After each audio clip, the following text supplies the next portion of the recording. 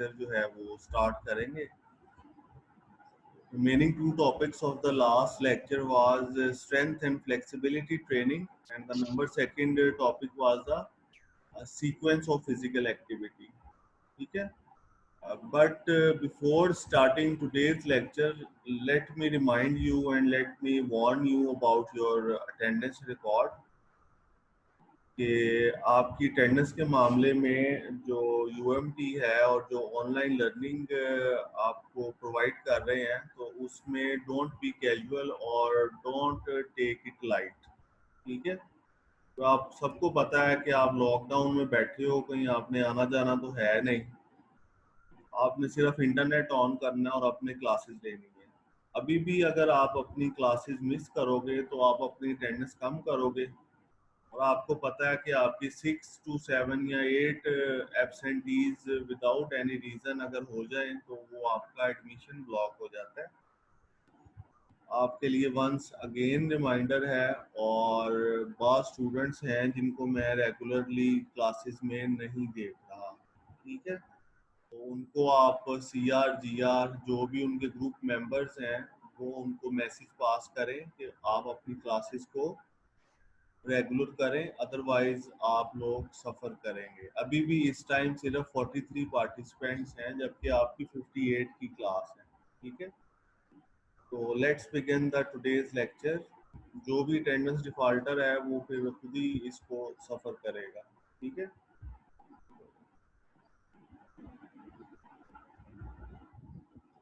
ये है जी आज का आपका लेक्चर कि sequence of physical activity plus strength and flexibility. ठीक है? तो सीक्वेंस ऑफ फिजिकल एक्टिविटी का मतलब होता है कि आपने एक्सरसाइज फिजियोलॉजी के पॉइंट ऑफ व्यू से एक एक्सरसाइज स्टार्ट करवानी है एक इंडिविजुअल को, तो वो आपने कैसे करवानी है। ठीक है? कौन सी एक्सरसाइज से आपने स्टार्ट लेना है। एक सेडेंट्री इंडिविजुअल है उसके लिए ये एप्लीकेबल है। ठीक है?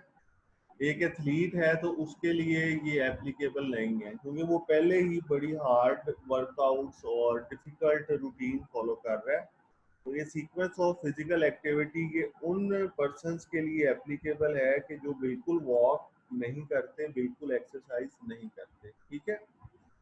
और इसके साथ दूसरा टॉपिक जो आपके कोर्स कंटेंट का है वो स्ट्रेंथ एंड फ्लेक्सिबिलिटी ट्रेनिंग है।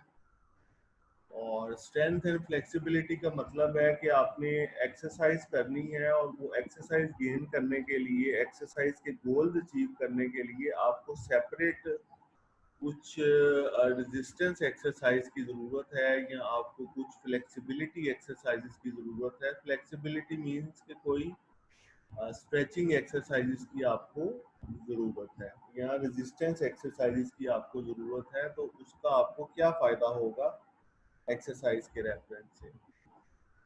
एक और पॉइंट आप नोट कर लें कि चूंकि आपकी बुक में काफ़ी एक्सटेंसिव लिखा हुआ है, काफ़ी टेबल्स एक्स्ट्रा बने हुए हैं, और काफ़ी उसमें क्लिनिकल भी लिखा हुआ है, और न्यूमेरिकल वैल्यूज़ काफ़ी हैं, और पेजेस ऑफ बुक भी काफ़ी हैं। तो आपके लिए ऑनलाइन क्लासेस के पॉइंट ऑफ व्यू से उसको स्टडी करना घर में एग्जाम पॉइंट ऑफ व्यू से मुश्किल होगा। तो आई will just recommend you to study from the slides from examination point of view.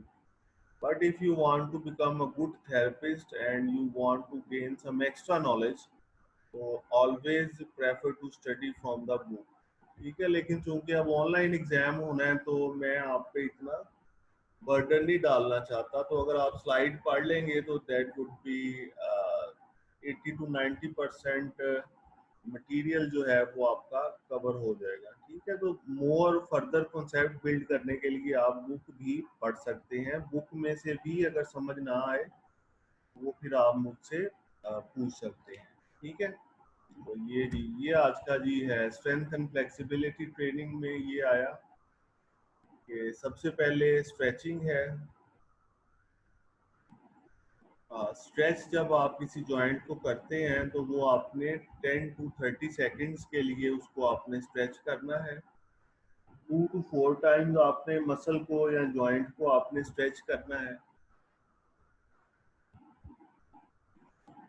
और इसको आपने करना है more than 2 days per week. ठीक है, तो ये आपका फ्लेक्सिबिलिटी का कंपोनेंट इसमें कवर हो जाएगा। एंड आई थिंक स्ट्रेंथ का component is not written here, तो strength training is also very simple. Strength training is equal to lifting weights. ठीक है, लिफ्टिंग वेट्स,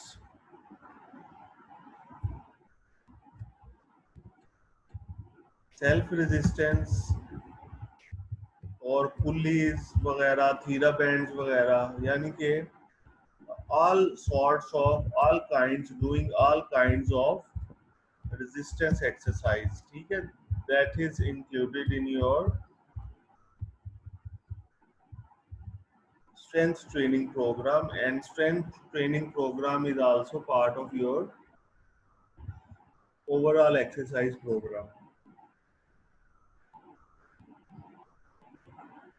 तो ये आप देखेंगे, एक कोर्स कंटेंट है इसका। और नाउ वी मूव फर्दर। अपने बैकग्राउंड माइक अपने आप को म्यूट म्यूट कर लें ताकि बैकग्राउंड नॉइस आपकी कम आए।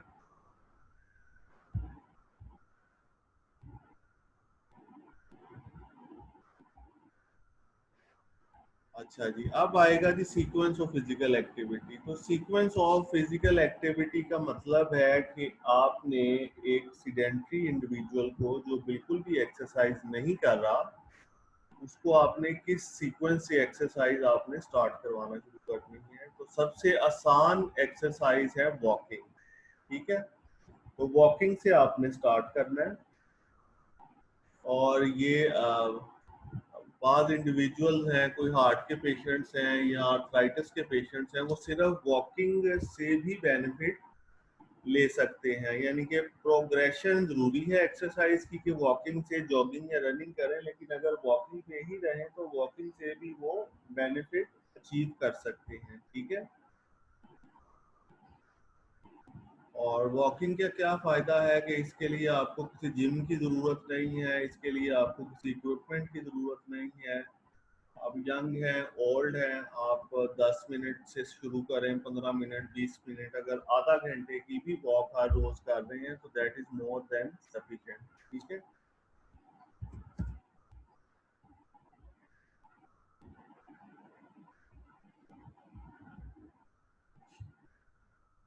तो वॉकिंग के लिए जो पॉइंट्स ज़रूरी हैं, जो आपने याद रखने हैं, वो क्या है कि आपने कैजुअल शूज़ में नहीं जाना, आपने कंफर्टेबल शूज़ में जाना है जो फ्लेक्सिबल हो, जिनका सोल थोड़ा बड़ा हो, रबड़ का हो, फिटेड कप हो। ठीक है,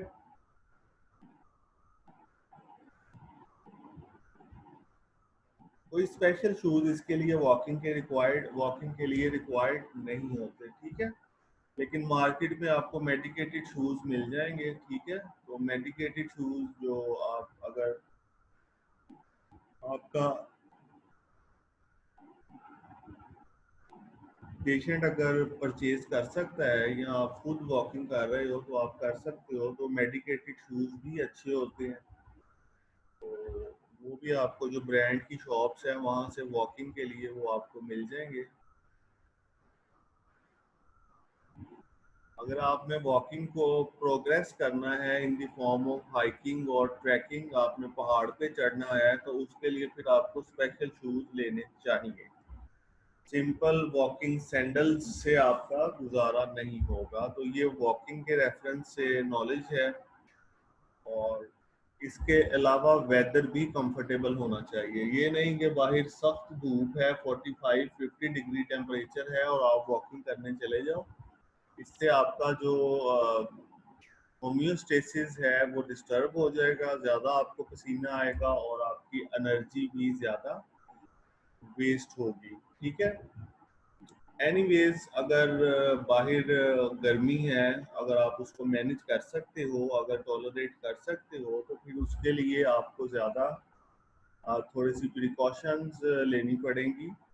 वो क्या है कि आपने लाइट क्लोथ्स पहनने हैं, लूज फिटेड क्लोथ पहनने हैं वार्म वेदर में, और अगर बाहर ज़्यादा सर्दी है दिसंबर जनवरी की तो आपने वूल की चीज़ें पहननी हैं या पॉलीप्रोपिलीन इन कोल्ड वाटर। तो ये पॉलीप्रोपिलीन भी एक किस्म का फैब्रिक होता है जो आपको जो है वो कोल्ड से प्रिवेंट करता है। ठीक है, अब वॉकिंग आपने की 1 हफ्ता, 2 हफ्ते, 3 हफ्ते, आपने समझा कि अब आप काफ़ी एक्सपर्ट हैं वॉकिंग में, 30 to 40 मिनट्स की वॉकिंग आप इजीली कर लेते हैं और आप थकते भी नहीं।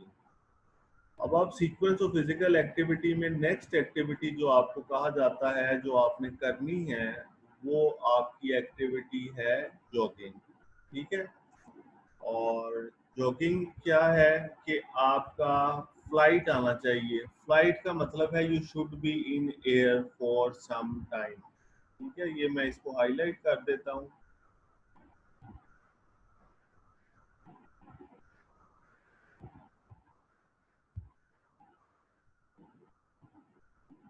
ठीक है, flight mean you should be in air. ठीक है, और इसकी एनर्जी कॉस्ट अगर आप देखो, मतलब है कि कितने मिनट्स की ये एक्टिविटी है, तो जॉगिंग और running is about twice that of walking at slow और moderate speeds and requires a greater cardiovascular response. इसमें ये भी नहीं आपने करना कि जिस तरह एक एंकर पर्सन या मॉर्निंग शोज वाले या कोई क्वैक्स या जिम ट्रेनर आके सिर्फ कहते हैं जी आप वॉक करें या जॉगिंग करें without addressing the needs of the population, without addressing the individuality of the patient. Maybe some patient is suffering from arthritis or he is suffering from some kind of pain. So if you will advise him of jogging and then you are asking for trouble, he will aggravate his symptoms. ठीक है, तो ये चीज़ें आपने देखनी है। तो इस तरह के जो आर्थराइटिस के पेशेंट हैं उनको आप पूल एक्टिविटीज़ की तरफ ले जाते हैं, स्विमिंग पूल की तरफ ले जाते हैं, या फिर उनको आप ले जाते हैं साइकिलिंग की तरफ, स्टैटिक साइकिलिंग की तरफ या डायनामिक साइकिलिंग की तरफ। काइंडली अपना बैकग्राउंड नॉइस कम करने के लिए अपने आप को म्यूट कर लीजिए।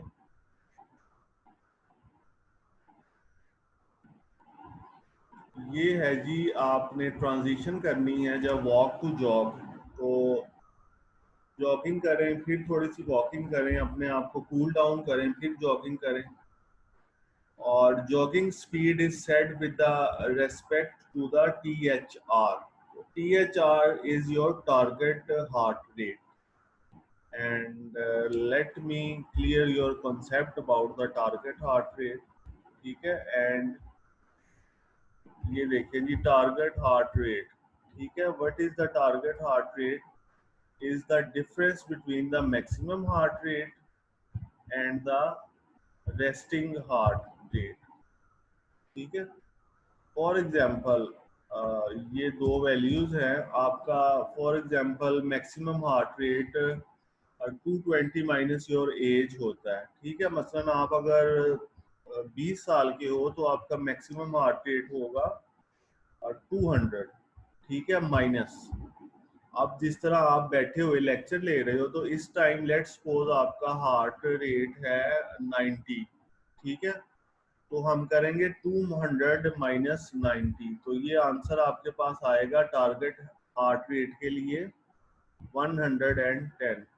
ठीक है, तो 110 की रेंज में आपने रहना है। तो ये आपके लिए एक वॉकिंग और जॉगिंग के लिए बेस्ट इंडिकेटर है हार्ट रेट का। और आजकल आपको पता है स्मार्ट वॉचेस आ गई हैं, या आप खुद से भी अगर आपके पास सिंपल वॉच है अपना हार्ट रेट मॉनिटर कर सकते हो। So that was all about the target heart rate.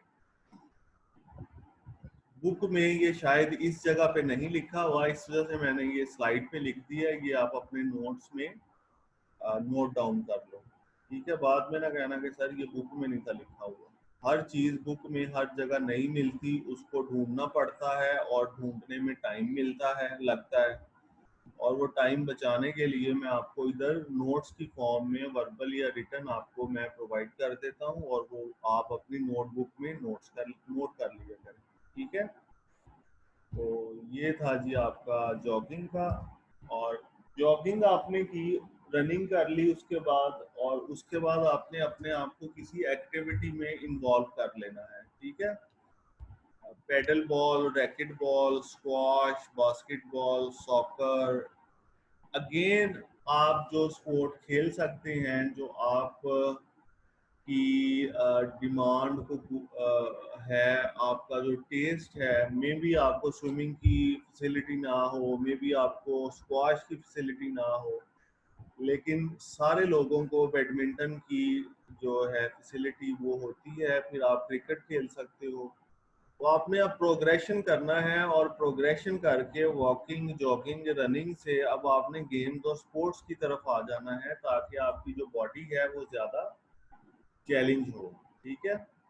और ये वही एक्टिविटीज हैं जो मैंने आपको बताया, ठीक है। ये है जी walking program, rules of the walking program. ये आप वन बाय वन देखें क्या रूल्स हैं वॉकिंग प्रोग्राम के। आपने कंफर्टेबल फील करना है, ठीक है। Start at a level that feel comfortable, stretch before each session, beware of aches and pain, progress one stage when comfortable, monitor heart rate, but do not be concerned about being in the THR zone. THR zone एक rough estimate होता है for patients, heart patients, लेकिन आपने इसका ज्यादा concern नहीं करना। आप THR से ऊपर भी जा सकते हो और THR से आप नीचे भी रह सकते हो। THR is your target heart rate, और walk atleast 5 days per week, ये भी आपने असूल याद रखना है। अच्छा जी, इसके इसके बाद है जॉगिंग का कंप्लीट वॉकिंग प्रोग्राम फर्स्ट। ये सारा वही है, ठीक है। और ये सारे का सारा वही है, stay at lower end of the THR। ये इसमें पॉइंट थोड़ा सा डिफरेंस है कि lower end of the THR आपने रहना है, और do program on every other day basis. Every other day का मतलब है ये एक दिन छोड़ के एक दिन भी आप कर सकते हैं, ठीक है। तो ये हो गया। और इसके बाद आखिरी स्लाइड्स है, और उसके बाद हम 5 मिनट का 5-6 मिनट का ब्रेक लेंगे, और उसके बाद हम दोबारा next lecture part of the lecture में ज्वाइन करेंगे। ये पढ़ने के लिए बहुत ज़रूरी है, लेकिन जाहिर है कि इतनी लंबी डिटेल आपसे शायद एग्जाम पॉइंट ऑफ व्यू से याद ना हो। तो ये टाइम लिखा हुआ है, एक्टिविटीज लिखी हुई हैं, walk at comfortable pace, split into 10 minute walk if needed, ठीक है। और ये वॉकिंग के साथ आपने जॉगिंग को भी इनकॉर्पोरेट करना है। ये एक आपको टाइम टेबल मिल गया, ठीक है। और आपने साथ THR अपना टारगेट हार्ट रेट आपने मॉनिटर करना है। तो ये आपका आज का जो आधा लेक्चर था वो है, और बाकी का आधा lecture we will resume after 5 minutes. तब तक आप थोड़ा रेस्ट करो, रमज़ान है वैसे भी, ठीक है। तो एक्सक्यूज मी सर, जी जी, सर ऑनलाइन एग्जाम्स का कंफर्म हो गया हुआ है कि ऑनलाइन होंगे? अभी तक तो ऐसी कोई, ये रिकॉर्डिंग मैंने स्टार्ट कर दी है। Now the second part of the lecture is exercise for special population, ठीक है। इसमें भी 2 कंटेंट्स रह जाएंगे, तो वो हम नेक्स्ट लेक्चर में कवर करेंगे। Special population exercise, exercise physiology के वो पॉइंट्स हैं जो आपने, मतलब कि कोई प्रेग्नेंट लेडी आ जाती है आपके पास, तो हार्ट पेशेंट आ जाता है आपके पास, ठीक है, कोई एज्मा का पेशेंट आ जाता है आपके पास, कोई डायबिटीज का पेशेंट आ जाता है, हाइपरटेंशन का पेशेंट आ जाता है, तो उनको आपने कैसे सीपी ट्रीट करना है। चाइल्ड भी? हाँ हाँ, सीपी चाइल्ड नहीं, सीपी चाइल्ड इसमें नहीं आएगा। इसमें जो है वो जो डिजीजेस स्पेसिफिक हैं और उनका जो प्रोटोकॉल थोड़ा डिफरेंस है उसमें वो है स्पेशल, ये स्पेशल चिल्ड्रन से रिलेटेड नहीं है, ये स्पेसिफिक मेडिकल की डिजीजेज हैं, ठीक है। Cerebral palsy is something different, उसकी physiotherapy treatment completely yes different sir. है, ठीक है। तो ये आप देखें कि ये डिजीजेज हैं जो कि लिस्ट की गई हैं आपके कोर्स कंटेंट में सेपरेटली, जो आपने करनी है। Diabetes, ESMA, COPD, hypertension, cardiac rehabilitation and older adults and pregnancy, ठीक है। तो ये आप देखें, डायबिटीज से आप स्टार्ट करें। टू टाइप्स हैं डायबिटीज की, अगर यंग एज में डेवलप हो जाती है तो उसको आपने टाइप 1 कहना है, अगर ओल्डर एज में, जो कि most of the time 95% cases में होती है, दैट इज टाइप 2। और कीटो एसिडोसिस, ये भी पॉइंट छोड़ दो। और टाइप 2 जो लेटर एज में डेवलप हो रही है उसमें ओबेसिटी कॉमन है, ठीक है। बीटा सेल्स टाइप 2 में डिस्ट्रॉयड नहीं होते, और इंसुलिन सेक्रीशन जो है वो टाइप 1 में डिक्रीज हो जाती है और टाइप 2 में डिक्रीज नहीं होती। यानी कि इंसुलिन तो होती है बॉडी में, लेकिन सेल्स जो हैं वो रेजिस्टेंट हो जाते हैं टू द इंसुलिन, ठीक है। और वो जो मैं आपको बार बार एक चीज कहता हूँ कि ग्लूकोज बॉडी में सिर्फ तब ही नुकसानदेह है जब वो एक्स्ट्रा सेलुलर है, अब वो सेल से बाहर है। जो ही ग्लूकोज सेल के अंदर चला जाता है इंट्रा सेलुलर, तो that is not dangerous at all. और ये बाकी 3 पॉइंट्स मैंने वैसे ही काट दिए, ठीक है।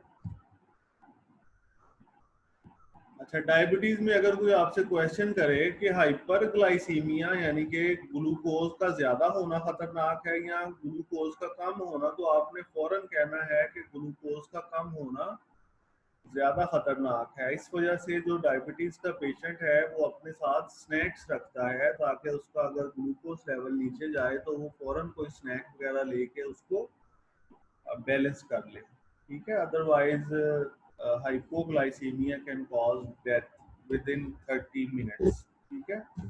लेकिन हाइपरग्लाइसीमिया नहीं कॉज कर सकता डेथ, ठीक है। और हाइपरग्लाइसीमिया की वजह से पेशेंट कोमा में जा सकता है, उसको डायबिटिक कोमा कहते हैं। और हाइपोग्लाइसीमिया की वजह से इंसुलिन शॉक में जा सकता है, और फिर वही बात कि insulin shock can lead to death, whereas diabetic coma cannot lead to that immediately, ठीक है। डायबिटीज का आपको पता है कि आपकी पूरी बॉडी को अफेक्ट करती है, आपके रेटिनास को, आपके किडनीज को और पेरिफेरल नर्व्स को डैमेज करती है, ठीक है। और डायबिटीज के साथ एसोसिएशन है हाइपरटेंशन की, ठीक है।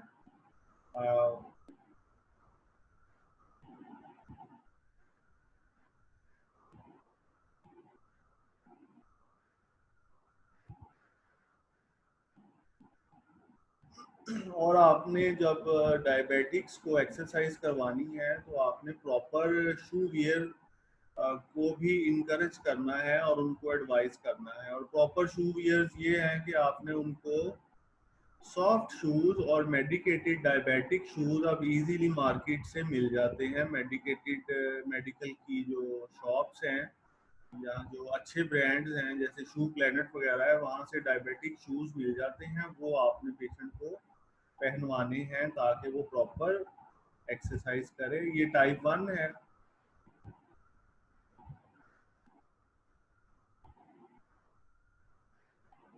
ब्लड ग्लूकोज लेवल आपने मॉनिटर करना होता है जब आप एक्सरसाइज एडवाइस करते हैं, before and after, before, during and after exercise. और कार्बोहाइड्रेट आपने अपने साथ रखना है ताकि कोई भी प्रॉब्लम हो तो वो आपको उसका आइडिया हो जाए। Metabolic control during physical activity, ये आपने देखना है कि फास्टिंग ग्लूकोज लेवल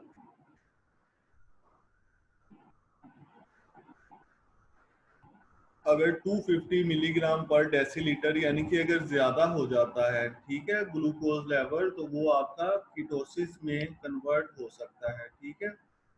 और अगर 300 मिलीग्राम से कम है विदाउट कीटोसिस, तो ये भी ये न्यूमेरिकल वैल्यूज हैं, इनको आप बेशक ना भी करें तो कोई ऐसी बात नहीं, लेकिन आप फिर भी क्लास ये मैं रिकमेंड करूंगा कि आप इनको याद करें, तो ये आपके लिए ज़्यादा बेहतर है।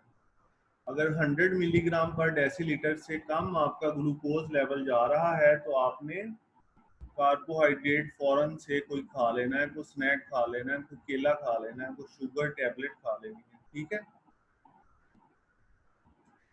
तो ये जो मेटाबॉलिक एक्टिविटी है कि 100 मिलीग्राम से नीचे नहीं जाना चाहिए। फूड इनटेक में आपने एहतियात करनी है ऑल द डे, ठीक है, डेली बेसिस पे। If you are diabetic you have to take care of your diet. यही वजह है कि आपको डाइट चार्ट रिकमेंड किए जाते हैं। लेकिन ड्यूरिंग एक्सरसाइज चूंकि आपका glucose as a fuel consume हो रहा है, ग्लूकोज एंड ऑक्सीजन, तो उसको आपने देखने के लिए कि आपका ग्लूकोज ज़्यादा कम तो नहीं हो रहा, तो उसमें अगर आप अपने साथ कार्बोहाइड्रेट का सोर्स रखोगे और फौरन आपको डिजीनेस और ब्रेथलेसनेस और रेस्टलेसनेस शुरू होगी, तो that is a sign of reduced glucose inside the body. तो वो आप कार्बोहाइड्रेट का स्नैक लेके उसको आप पूरा कर सकते हैं। तो this is the precaution and the indication for the exercise with diabetics, ठीक है। तो ये इस तरह की एक्सरसाइज आपने उनको करवानी है। पहले आपने एरोबिक करवानी है। एरोबिक कोई भी एक्सरसाइज जो कि लो इंटेंसिटी, लो वेट, हाई रेपिटेशन है, उसको एरोबिक कहा जाता है, जिसमें साइकिलिंग है, रनिंग है, जॉगिंग है, साइकिलिंग, रनिंग, जॉगिंग, वॉकिंग और स्विमिंग, ठीक है। ये 5-6 एक्टिविटीज हैं जिनको जी जिनको आप एरोबिक्स कहते हो। और इसको आपने हार्ट रेट रिजर्व जो है उसमें से 40% to 85% of the heart rate reserve जो है उसमें आपने रहना है, ठीक है। अब ये हार्ट रेट रिजर्व क्या होता है, ये मैं आपको अलहदा से बताऊंगा कि ये हार्ट रेट रिजर्व क्या है, ठीक है। और अभी आप ये लेक्चर कंटिन्यू करें। 20 to 60 मिनट्स का सेशन करना है आपने डेली, और वीकली बेस पे आपने 150 मिनट्स का या 75 मिनट्स की विगरस एक्टिविटी आपने करनी है। और ये सबसे नीचे ये वही एक्टिविटीज एरोबिक की आपने देख ली हैं जो लिखी हुई हैं, ठीक है। और इसके साथ आएगा जी रेजिस्टेंस ट्रेनिंग। तो रेजिस्टेंस ट्रेनिंग में आपने 60% टू 80% ऑफ 1 रेपिटेशन मैक्सिमम में आपने रहना है, ठीक है। तो 1 रेपिटेशन मैक्सिमम ये कैलकुलेट करने का फार्मूला होता है। रेपिटेशन मैक्सिमम का मतलब है वो वेट जो आप एक दफा उठा सको, लेकिन इसको आप डायरेक्ट कैलकुलेट नहीं कर सकते, इसको आप इनडायरेक्ट मेथड से कैलकुलेट करते हो 10 रेपिटेशन मैक्सिमम से, ठीक है। तो और अपने साथ आप फूड रखें कार्बोहाइड्रेट वाला, एंड इफ पॉसिबल आप कोई पर्सन रखें, थेरेपिस्ट हो सकता है या कोई और हेल्पर आप अपने साथ रख सकते हैं। और आप इसके अलावा आपने जो है 8 to 12 रेपिटेशंस करनी है, और वाल्सावा मैनूवर प्रिवेंट करना है, उसको कंट्रोल करना है। वाल्सावा क्या है कि ड्यूरिंग एक्सरसाइज आपका सांस आपने अपना नहीं रोकना, ठीक है। अच्छा, टाइप 1 आप देख रहे थे, और टाइप 2 जो लेटर एज में डेवलप होती है, इसमें भी वही है, ठीक है। एक्सरसाइज प्रोग्राम सारा वही है जो टाइप 1 में है। सिंपल आपको ये पता होना चाहिए कि ये टाइप 2 में फॉल कर रहा है। और आपने इंसुलिन वगैरह उस वक्त नहीं लगानी जिस वक्त आप एक्सरसाइज कर रहे हो, ये इसमें एक्स्ट्रा पॉइंट है। इंसुलिन लगा के एक्सरसाइज नहीं करनी है आपने, एक्सरसाइज करके आपने इंसुलिन लगानी है, ठीक है। इसके बाद जो वाली जो सेकंड डिजीज है दैट इज एज्मा। एज्मा क्या है? Characterized by the chronic inflammation of the airways and a reversible airway obstruction, यानी कि आपके जो जितने एयरवेज हैं उनमें म्यूकस आ जाता है, उनमें जो कंस्ट्रिक्शन है वो स्मॉल हो जाते हैं, ठीक है। और ये किस वजह से ये होती है? एक्सरसाइज इंड्यूस्ड भी हो सकती है, एस्प्रिन की वजह से भी, डस्ट की वजह से भी, पोल्यूटेंट्स की वजह से भी, एंड इमोशंस की वजह से भी आपको जो एज्मा है वो हो सकता है, ठीक है।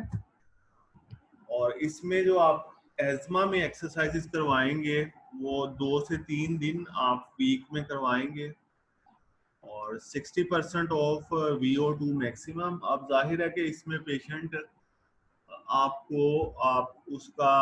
उसको एक हार्ट रेट से रिलेट करोगे, पहले आप उसका VO2 मैक्सिमम लैब में मालूम करोगे, फिर आप उसको 60% ऑफ VO2 मैक्सिमम जब उस रेंज में आ जाएगा, फिर उसको आप कहोगे कि इस रेंज में आपका हार्ट रेट इतना है। तो जब आपने इस रेंज हार्ट रेट की इस रेंज में जाना है तो उसमें आपने उससे ऊपर नहीं जाना, ठीक है। और एटलीस्ट 20 to 30 मिनट्स की आपने करवानी है उसको एक्टिविटी, ठीक है। स्विमिंग भी आप उसको करवा सकते हैं, ठीक है। सर ये अस्थमा के पेशेंट के लिए बता रहे हैं आप? जी, एस्थमा के जो स्पेशल पॉपुलेशन में हमने सेकंड उसमें किया है तो दैट इज द एस्थमा, ठीक है। और एस्थमा में आप एरोबिक, सर अस्थमा के जी जी, सर अस्थमा के पेशेंट को एक्सरसाइज करनी होती है, लाइक मैं अस्थमा पेशेंट तो मैं थोड़ी सी एक्सरसाइज कर लूँ तो मेरा सांस फूल जाता है और उस टाइम अगले दिन मैं बीमार हो जाता वो आप कौन बोल रही हो? हूँ। बर्दाश्त। हाँ वर्दा, इसमें देखो आपका ना तो VO2 मैक्सिमम पता है हमें कितना है, ठीक है। आप सुनी जाओ, यस सर। आपका VO2 मैक्सिमम हमें नहीं पता, और जब आपका VO2 मैक्सिमम लैब पे हमें पता चलेगा ना कि आपका VO2 मैक्सिमम कितना है, तो फिर उसके मुताबिक हम आपको 60% इंटेंसिटी की एक्सरसाइज देंगे, ठीक है। अब आप जो ओके सर। एक्सरसाइज कर रही हैं वो आपको सूट नहीं कर रही, लेकिन एज्मा के लिए पेशेंट को सिलेक्ट करना पड़ता है, और हर एज्मा का पेशेंट दूसरे से डिफरेंट है। ये देखो, अगर आप पीछे जाओ तो ये आप ये एक्सरसाइज वाले में आ रही हो कि आपका एज्मा एक्सरसाइज से इंड्यूस हो रहा है, ठीक है। May be yes sir. बाज पेशेंट्स का डस्ट से, पोल्यूटेंट से, इमोशन से या एलर्जिक रिएक्शन उनमें हो रहा है, ठीक है। तो हर पेशेंट दूसरे से यस सर। डिफरेंट है, लेकिन आपका चूंकि VO2 मैक्सिमम नहीं पता, इस वजह से आपको एक्सरसाइज नहीं करवाई जा सकती, ठीक है। तो ये आपको पता करवाएंगे तो फिर उससे आपका ये फाइंड हो जाएगा, ठीक है। और ये भी वही यस चीज सर। है, ठीक है। अच्छा, यस सर। इसके बाद आ जाता है COPDs, ठीक है, क्रोनिक ऑब्स्ट्रक्टिव पल्मोनरी डिजीजेज। इसमें भी एक्सरसाइजेस का रोल है एक्सरसाइज फिजियोलॉजी में। तो ये कौन कौन सी डिजीजेज हैं? ये हैं जी आपकी क्रोनिक ब्रोंकाइटिस एंड एम्फाइजीमा, ठीक है। तो ये दो डिजीजेज हैं। अगर ब्रोंकस की इन्फ्लेमेशन हो जाती है या आपकी एम्फाइजीमा हो जाता है तो ये उनकी ये डिजीजेज अपना उन ये COPDs के अंडर आती हैं। और अगेन इनकी रिहेबिलिटेशन मल्टी डिसिप्लिनरी है, जिसमें मेडिकेशन इन्वॉल्व हो जाएगी, ब्रीदिंग एक्सरसाइज आ जाएगी, डाइटरी थेरेपी आ जाएगी, एक्सरसाइज एंड काउंसलिंग, ये सारे फैक्टर्स इसमें आ जाएंगे इसकी रिहेबिलिटेशन में, ठीक है। इसके बाद आएगा cardiac rehabilitation. In fact this is the end. जो हार्ट पेशेंट्स हैं जिनको मायोकार्डियल इन्फेक्शन हो गया है या जिनकी सर्जरी हो गई है, उनको भी साइन एंड सिम्टम मॉनिटर करके, ठीक है। आप इसमें फिर वही बात है कि हार्ट पेशेंट को आप विदाउट एनी इन्वेस्टिगेशन और प्री चेकअप्स और इंडिकेशंस एंड कॉन्ट्रा इंडिकेशंस को देखते हुए अगर आप एक्सरसाइज करवा दोगे तो that will lead to injury and that can also lead to death. लेकिन इसमें भी कोई डाउट नहीं है कि अगर कार्डियक रिहैब पेशेंट्स को आप प्रॉपर एक्सरसाइज कराओगे तो उससे भी उनको बहुत फायदा होता है, ठीक है। तो फेज 1 में जो पेशेंट्स हैं, जो हॉस्पिटल में एडमिटेड पेशेंट्स हैं, उनको आप लाइट सी, इसमें मैं आपको अपने एक्सपीरियंस से शेयर कर देता हूँ, लाइट सी फिजिकल एक्टिविटी आप करवाते हैं, जैसे लाइट सी सुपरविजन में वॉक करवा देते हैं, साइकिलिंग करवा देते हैं इन बेड, आर्म एर्गोमेट्री करवा देते हैं, ठीक है। और फेज 2 है, फेज 2 प्रोग्राम के पेशेंट हॉस्पिटल से डिस्चार्ज हो गया तो उसको आप थोड़ी सी और एक्सरसाइजेस बता देते हैं, जिसमें स्ट्रेचिंग है, एंड्योरेंस और स्ट्रेंथनिंग एक्सरसाइजेस बता देते हैं, ठीक है।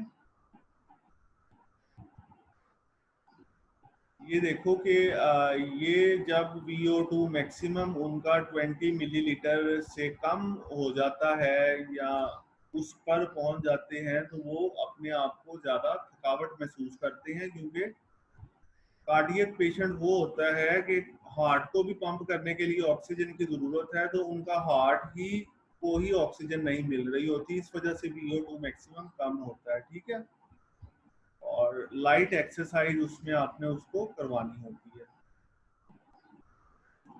और टारगेट हार्ट रेट को आपने मॉनिटर करना है और ग्रेडेड एक्सरसाइज आपने करवानी है और मेडिकेशंस को देखना है कि कौन कौन सी मेडिकेशंस यूज कर रहा है पेशेंट। ये सारी की सारी अभी थ्योरी है, जब आप प्रैक्टिकल कार्डियक सेंटर्स में जाओगे तो वो आप अंडर सुपरविजन जब इसको देखोगे तो ये तब आप किसी पेशेंट को कार्डियक रिहैब का प्रोग्राम करवा सकोगे, अदरवाइज ये आपके लिए इम्पॉसिबल होगा to design a cardiac rehab program for a patient. तो ये सिर्फ और सिर्फ थ्योरी है एंड 8 to 12 वीक्स आपने फेज 2 में रखना है और फिर फेज 3 में आपने जाना है depending upon the response of the patient.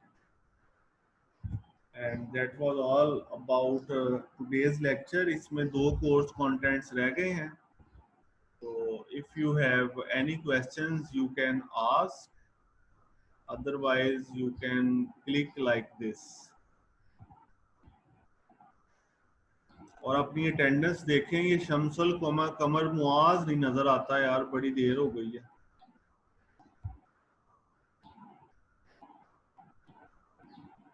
इधर ही है वो मुआज बाजवा। हाँ यस सर, ठीक मैं है, प्रेजेंट हूँ।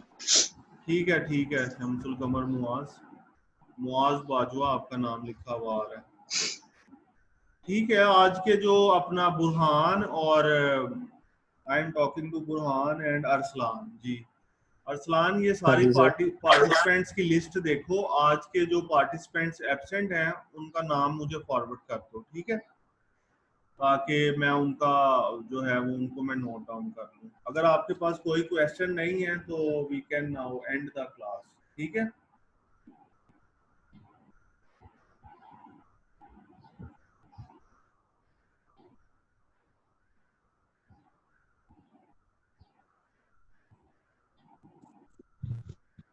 सॉरी करवाए